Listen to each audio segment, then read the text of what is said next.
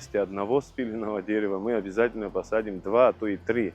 И вообще у нас готовится распоряжение главы города, чтобы 2026 год сделать годом озеленения. Большая часть деревьев, вот эти места глубоких обрезок, они не зарастают и являются местом проникновения всех инфекций, болезней дерева. Естественно, такие деревья ослабевают, они действительно могут падать при ураганах, и в них образуются гнили в стволах. К сожалению, на сегодняшний день у нас отсутствует очень главный документ. Проект постановления был, но его, видимо, дорабатывают еще, который мы очень ждем. Это документ, который будет регулировать содержание зеленых насаждений в городах. Если бы мы давали бы разрешение все 700 деревьев, а иногда в этих же письмах указывает не одно, а 2 и 3 дерева, я думаю, что наш город Сухум выглядел бы без деревьев. Изменения в облике города всегда воспринимаются неоднозначно, чаще остро. Горожане протестуют не только против сноса исторических зданий и незаконного строительства, но и вырубки многовековых деревьев или их глубокой обрезки под столб. Поводом для очередного недовольства стала недавняя вырубка 3 гималайских кедров у 10-й школы в Сухуми. Инициативная группа была подготовлена обращение к администрации столицы в защиту зеленых насаждений. Одна из претензий, почему не проводится оценка состояния деревьев, а также открыто не обсуждаются планируемые действия до их начала. Заместитель главы администрации Константин Тарба объяснил, что удаление гималайских кедров при благоустройстве улицы Пушкина была мерой вынужденной. Предприниматели нашего города решили оказать помощь в благоустройстве этой улицы, после чего было принято решение до 1 сентября благоустроить квартал, который расположен напротив 10-й средней школы. Кедры были вырублены не в одностороннем порядке и не только из-за корней, из-за корневой системы. Была собрана комиссия, у нас есть при городе создана комиссия по благоустройству. Туда входят очень уважаемые в научном мире люди с отдела экологии, с института ботаники, с ботанического сада. Люди, которые представляют ландшафтных дизайнеров. Мы прошлись, обозначили проблемы на данной улице. Было принято решение, потому что и корневая система, и были деревья очень сильно наклонены в сторону 10-й школы. Да и вообще в городской среде любое дерево, даже гималайский кедр, к сожалению, имеет гарантийный срок службы, после чего эстетический вид данного дерева приходит в несоответствующее состояние. Оно начинает угрожать жизнедеятельности населению. Поэтому было принято такое решение. Кстати, было принято решение не удалить не все деревья на данном квартале, а которые более были подвержены старости и наклонности. Администрация к нам обратилась с письмом официально о том, что там будет проходить ремонтные работы, то есть будет меняться брусчатка, укладываться новая брусчатка. И деревья, деформированные суховершинные деревья, они просили, чтобы удалить с целью их заменить на равноценные растения. Мы обследовали деревья, пришли к выводу, что один имел угрожающий уклон, другой был суховершинен, начинало усыхание дерева постепенное. И эта аллейная посадка в свое время из стройных деревьев, те деревья, которые мы дали разрешение на удаление, они выпали из этого строя. Одно наклонилось в сторону дороги, другое наклонилось чуть-чуть по направлению к самой дороге. И это представляло некую опасность со временем. Мы немало примеров знаем, когда деревья падают, к нам граждане тоже обращаются, что погодные условия были неблагоприятные, деревья упали на машины, повредили их собственность, и они обращаются в суд для возмещения. Деревья просто так, из-за того, что кому-то захотелось, кому-то это неудобно, не рассматриваются таким образом для их удаления или обрезки деревьев. И на все есть какая-то причина, и она рассматривается, иногда проводится по этому поводу совещание, как быть. И принимается решение. В данном случае было решение принято заменить эти деревья. На улице Пушкина будут спилены еще 2 дерева. Это решение принято комиссией по озеленению после инспекционной проверки. Власти города обещают взамен высадить новые, тех же пород. Более того, в 2026 году в Сухуми планируется высадить около 500 деревьев. Будет несколько этапов благоустройства этой улицы. Хотелось бы сразу предупредить всех, что выездная комиссия у нас создана, еще раз повторюсь.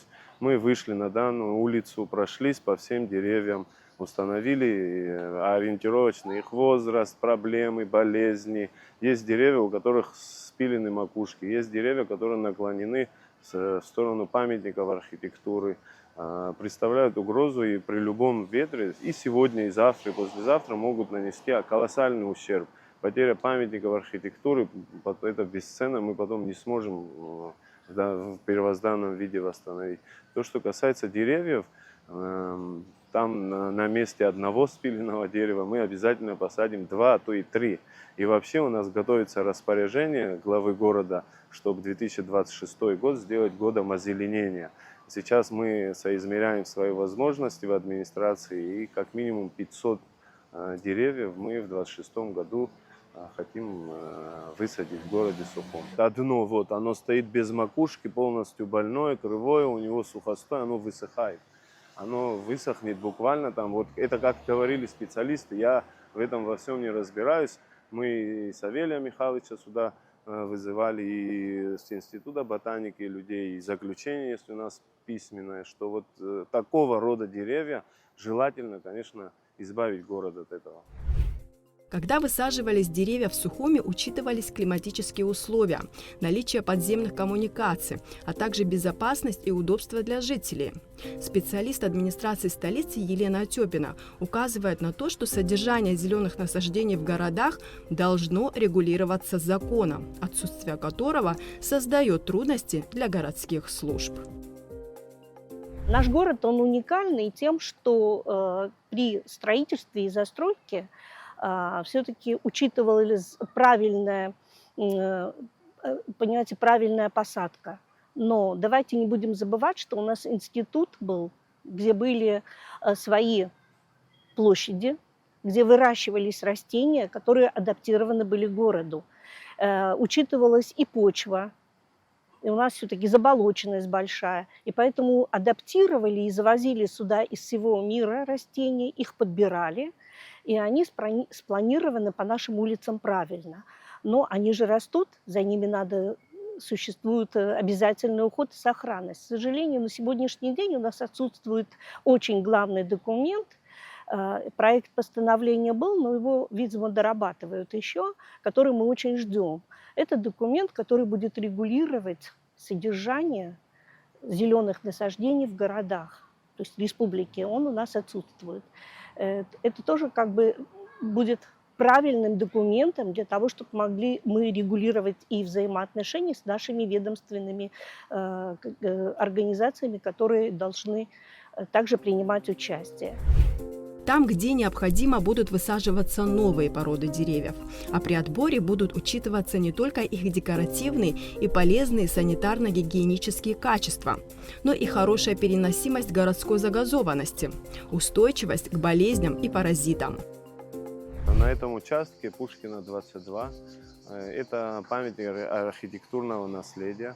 Напротив него тоже стоит очень такой возрастной гималайский кедр. Корневая система у него тоже слабая. Дерево наклонилось в сторону данного сооружения, и комиссией было принято решение в срочном порядке при благоустройстве, если будет такая возможность, конечно же, убрать это дерево, потому что срезать его макушку или ветки, это значит погубить это дерево. То же самое, что и срезать. Мы его полностью уберем и посадим новое дерево. Также комиссией вот на этом участке принято решение компенсаторную посадку деревьев произвести заранее. что это значит? То есть там, где мы уже срезали, понятно, мы посадим новое дерево. А дальше мы между деревьями заранее будем сажать уже молодые деревья, чтобы когда вот пришло время срубать, спиливать наши большие деревья, наше достояние, конечно же, чтобы молодые деревья уже подросли и тоже создавали такую теневую аллею. По мнению эколога Михаила Кирия, глубокая обрезка вредит дереву, ослабляет его, делает уязвимым к болезням и вредителям и может привести к его гибели. Топпинг деревьев проводится в исключительных случаях. Радикальное кронирование этой весной оставило улицу Воронова без тени и красоты зелени.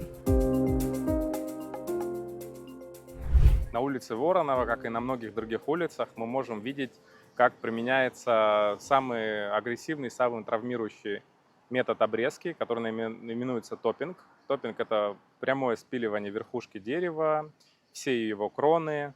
Оправдывается этот метод тем, что деревья могут угрожать коммуникациям, они более ветропадны и так далее. Но на сегодняшний день такая методика, она допустима и применяется, должна применяться только лишь в исключительных случаях, когда деревья угрожают жизни и здоровью людей. Мы можем проследить за последние десятилетия, как заметно изменились наши улицы, которые некогда были озеленены. Такие улицы, как Званба, проспект Мира, Воронова и так далее. Мы можем обратить внимание, как выглядят эти деревья после многолетнего применения топпинга. На многих из этих деревьев развиваются гнили, образуются дупла, и ветки, которые растут вновь из этих стволов, они достаточно плохо прикреплены к стволу и действительно могут представлять угрозу для жизни и здоровья людей. И такая методика обрезки, конечно же, недопустима. Это исключительный случай, только в экстренных ситуациях действительно можно подвергать деревья топпингу. Большая часть деревьев, вот эти места глубоких обрезок, они не зарастают и являются местом проникновения всех инфекций, болезней дерева. Естественно, такие деревья ослабевают. Они действительно могут падать при ураганах, и в них образуются гнили в стволах. И как раз таки можем сейчас пройтись и убедиться в этом на практике. У нас есть примеры, когда обрезки крупных ветвей, с этими обрезками дерево справляется. Да? То есть на месте каждого обрезка образуется такое зарастание места среза. Вот обратите внимание, вот здесь, например, когда-то была ветка, она была спилена, и обратите внимание, целостность коры. Кора полностью закрывает это место среза, это означает, что дерево полностью справилось с этой обрезкой. Но наряду с этими же примерами мы можем увидеть и другие примеры, когда места срезов остаются такими же голыми. Это означает, что дерево не справляется с такой глубокой обрезкой. Как раз таки на примере этих платанов мы можем увидеть огромное количество дупел, огромное количество незарастающих вот этих местосрезов. На примере камфорных лавров такая же ситуация. И это говорит о том, что эта методика должна быть искоренена из практики и применяться только в исключительных случаях. Платаны – это великолепные деревья, которые выполняют свою функцию очень большую. Они листопадные, да, поглощают все эти канцерогены, далее молодая листва, это обогащается кислородом, мы с вами дышим. Но они у нас очень старовозрастные, и они очень сильно болеют. В настоящее время они просто болеют. И для того, чтобы это заболевание как-то не распространялось, делается глубокая обрезка. Как часто? Вообще обрезка глубокая допускается раз в 5 лет. Но здесь опять должны все-таки смотреть экологи. Тут же как вот вообще говорят, что если вовремя не обрезать, то корневая система начинает расширяться, она начинает коммуникации повреждать, она начинает ливневки забивать. То есть у нас был случай, вот буквально недавно мы благоустраивали улицу Лакова, по-моему. Да, вот там вот был платан старый, его пришлось удалить. Корневая система была его в 100 метрах от самого дерева, забила там канализационную трубу. А жители в округе, там, наши службы не могли понять, в чем дело, почему так, что там застряло. Думали, труба обвалилась, смещение грунта. А это всего лишь корневая система платана. Поэтому ученые говорят, что обрезка глубокая нужна, но это надо делать аккуратно. Мы будем стараться. Ваше отношение к глубокой обрезке? Не могу сказать, что я абсолютно с ними не согласен. В этом есть доля правды. Если смотреть, как растениевод на эту проблему. Они совершенно правы. Но если смотреть эксплуатация этих растений в части интенсивного использования дорожного движения, дороги, это центральная улица, вот я веду Воронова, улица Воронова, там платаны. Ростом платанов можно управлять. Та же ситуация с камфорными лаврами. От стрижки городских коммунальщиков некоторые деревья не оправились до сих пор. Через незатянувшиеся срезы от спиленных ветвей в дерево проникают вредные бактерии и грибки. Образуются дупла, и ствол начинает гнить. Мы видим, что несколько лет назад была спилена ветка, но дерево не способно затянуть полностью такого рода раны. Еще более крупные срезы мы можем увидеть вот на примере других деревьев. Все это говорит о том, что такие методики, они травмоопасны для дерева, они ухудшают состояние деревьев, не улучшают его. И якобы омолаживающая обрезка на самом деле ведет к ускоренной гибели деревьев.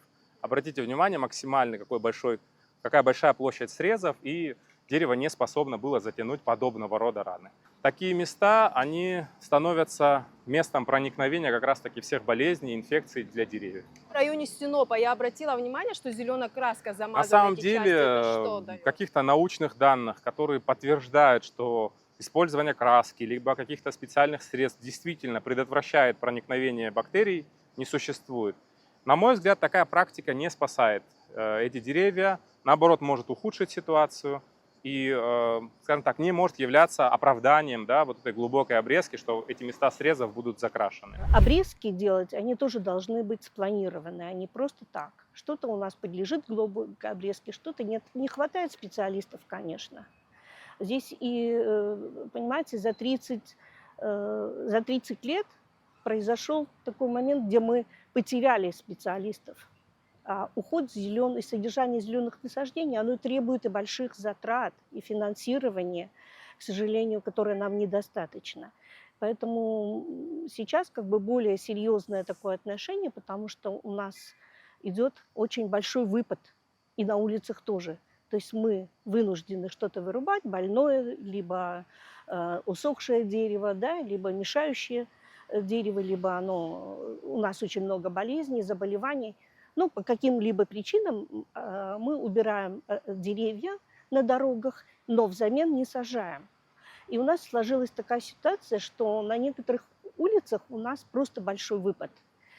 Если подходить правильно и грамотно, то все-таки почему мы приглашаем сейчас и Институт ботаники, для нас это очень важно, все-таки если восполнять, то нужно восполнять именно теми видами растений. Но еще и, к сожалению, у нас очень много самосевных растений, которые выросли сами по себе, либо у нас жители такие вот, понимаете, выходят, фруктовые деревья начинают сажать, где это тоже как бы в городах запрещено.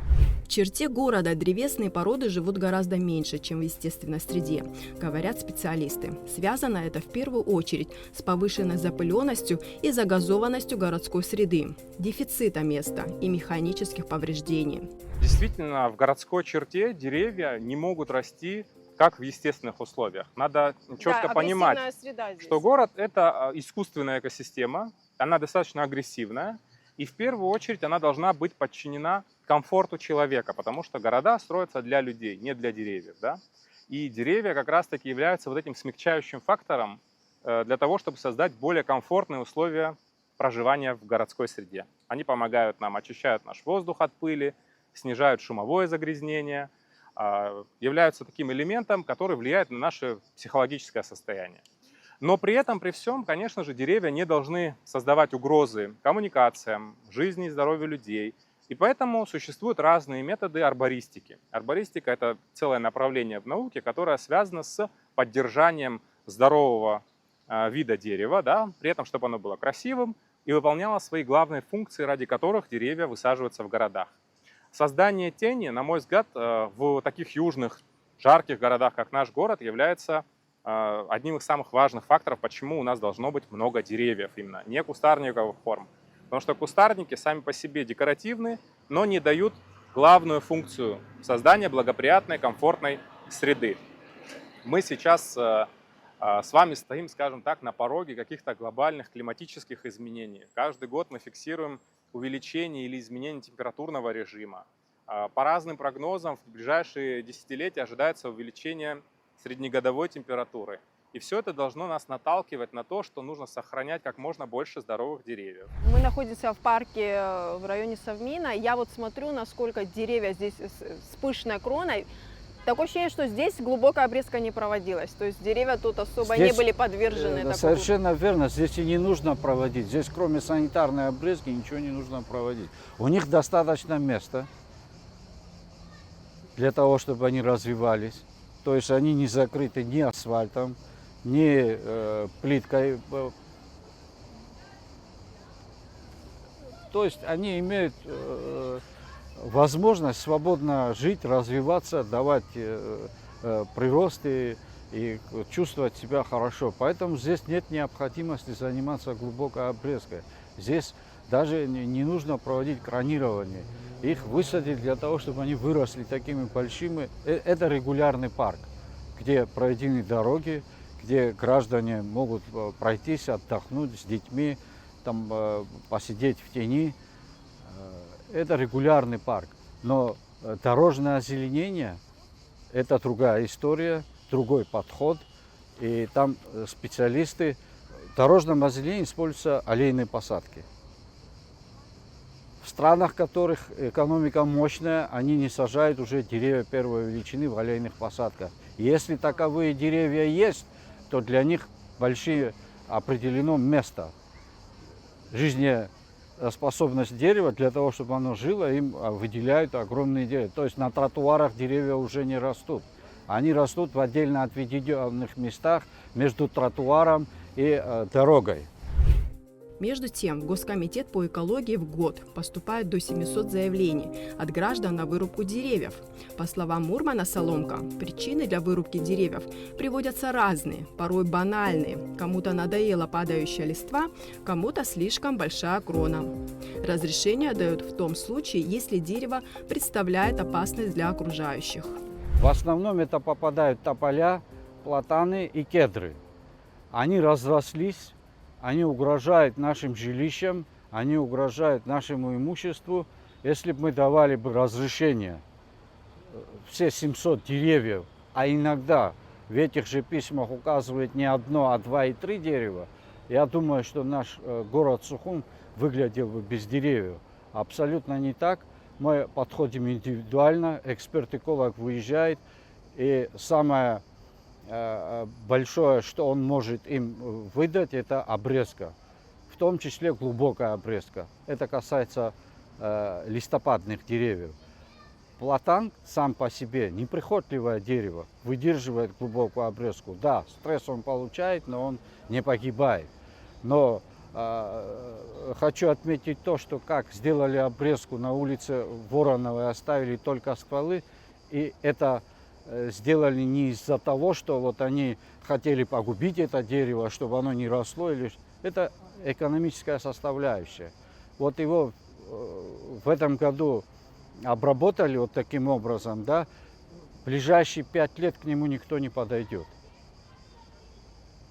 А если делать обрезку, то красивую, и специалисты делали бы, оставляя ветки на макушке дерева, допустим, занизив его ствол, и управляли бы его ростом, как это делается в Европе. Вы можете себе представить, какие расходы нужно вложить за уходом таких деревьев. Есть факты несанкционированной рубки растений. Штрафы за такие действия мизерные. Тем не менее, нарушителя через суд заставляют возместить ущерб. Гражданин, который спилил, допустим, или убрал дерево самовольно, дерево, которое было в цепи озеленения города или в каком-то ландшафтном состоянии в одном из мест, он попадает сразу под статью. Если ущерб нанесен больше 3000 рублей, а таковые деревья обычно, они рассчитываются по его объему, то есть толщина ствола. Если больше 3000 рублей, это уголовное дело. Он возместит ущерб. Были такие случаи? Да, конечно, да, конечно. В парковых у нас вот в городе это очень редко встречается, но встречается. 1, 2, 3 случая. Вот новогодние елки, к сожалению, у нас встречаются часто, это лесные культуры, но их как бы на них заполняется дорога, они платят штраф, они через суд. Они возмещают ущерб, и еще суд на них налагает сумму за то, что они нарушили. Могут дать и условный срок. Несмотря на всю критику, в Сухуми много зеленых, ухоженных зон, говорит Мурмат Соломка. Чего не скажешь о других городах. Самый такой озелененный и ухоженный город, будем говорить, Сухум. Потому что возможности Сухума и других городов совершенно разные. Гагра неплохо себя чувствует, неплохо выглядит, но до совершенства еще далеко. Остальные города как могут. Как могут. А Чамчира, Гал, там, Кварчал, Кудаута, как вот какие-то финансы появляются, они обращаются к нам с просьбой дать им разрешение какие-то деформированные деревья убрать. Городское озеленение – это вообще связано с архитектурой, ландшафт и архитектура. Это с культурой связано, это с санитарными требованиями связано. А раньше ведь еще и дорожное озеленение было. И у них был свой питомник до раззеленения. Он так и назывался – питомник дорожного озеленения. Вдоль трасс озеленения, которые проводили, да, это были вот растения, выращенные в питомниках в Абхазии для дорожного озеленения, и там подбирались растения. Сегодняшний день все равно мы богаты нашей природой.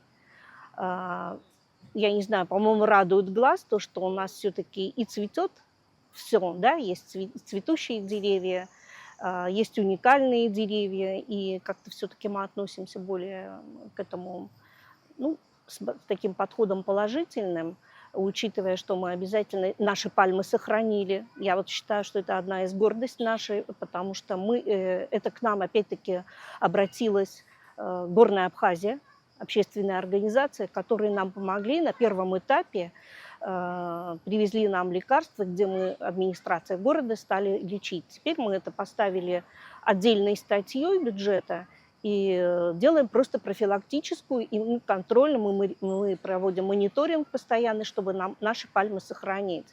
По части других деревьев, чем чаще всего болеют деревья? Учитывая, что очень много сейчас стали завозить материала из-за границы, и у нас нету такого, значит, карантинная служба, нет такой возможности на карантин поставить деревья и выявить.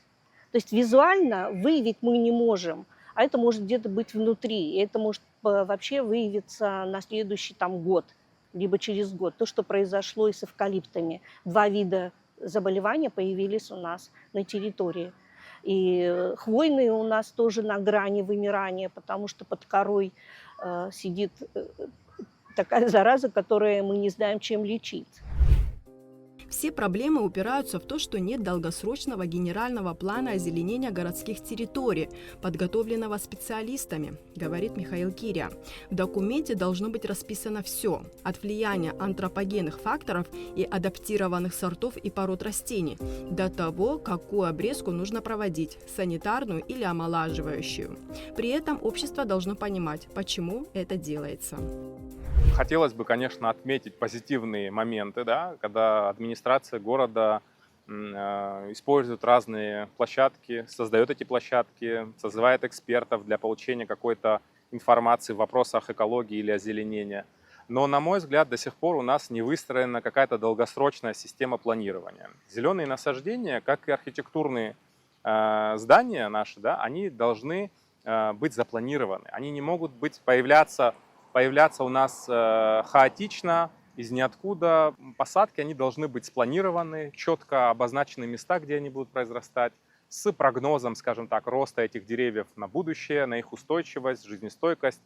До сих пор у нас не создан, например, план озеленения города. Это достаточно важный документ, который четко регламентирует время посадки, место посадки, породный состав деревьев, которые пригодны для городского озеленения, а также регулирует вопросы удаления старых насаждений, которые действительно могут быть перестойными, они могут слишком долго уже, скажем так, изживать свой срок в городской среде. И действительно такие деревья, пускай даже это будут полновозрастные, могут удаляться, но это удаление должно быть спланировано, оно должно быть научно обосновано, и общество должно понимать об этом, да, то есть оно должно знать заранее, не сталкиваться с этим фактором по ситуации, да, вот как был пример у нас недавно с улицей Пушкина, да, где городская администрация удалила несколько деревьев, взамен пообещала высадить новые деревья. Это, конечно, очень радует, но опять-таки нарушается вот этот принцип, по которому общество должно быть в курсе этих планов, да, что это действительно обоснованное, спланированное мероприятие, подтвержденное научным сообществом, да, что вот эти деревья действительно нужно удалить, что новые посадки будут отвечать тем нормам, ради которых деревья были высажены. Мы сейчас составляем приблизительный план на будущее. Он в конце года уже будет не приблизительно конкретный. Мы просчитываем, на какой улице, какой породы деревьев не хватает. Мы хотим досадить эти. И дальше, конечно, в парках это уже новые породы. И дубы, и магнолии, и хвойные. В общем, и этот список тоже мы собираем. Сейчас мы попросили наших ученых на комиссии, которые вот, представляют разные ведомства, дать список желательных и нежелательных насаждений. Потому что растения, конечно, все прекрасны, но есть растения, за которыми нужен особый уход. Сегодня, к сожалению, мы, наверное, вот особо к каждому дереву несколько раз в день подходить не можем, у нас нет таких возможностей. Завозить посадочный материал для озеленения городов – удовольствие не из дешевых. Давно поднимается вопрос создания своего питомника растений. В Сухумском районе есть частный питомник, где выращивают разные растения и деревья. Необходимо иметь свою базу, то есть питомничье хозяйство города Сухум, города Гудаута, города Ачамчира, или же сделать этот питомник единственный в Абхазии, откуда будут питаться все города, районы. И раньше это и имело место быть, каждый город имел свой питомник, и там не было проблем в замене каких-то растений. Начнем с того, что многие растения, которые вы видите в этом парке, это интродуценты. Это завезенные растения, которые применялись в парковом строительстве города. Администрация города обещает уделять озеленению столицы пристальное внимание, при благоустройстве учитывать мнение специалистов и информировать неравнодушных горожан о планах по озеленению города.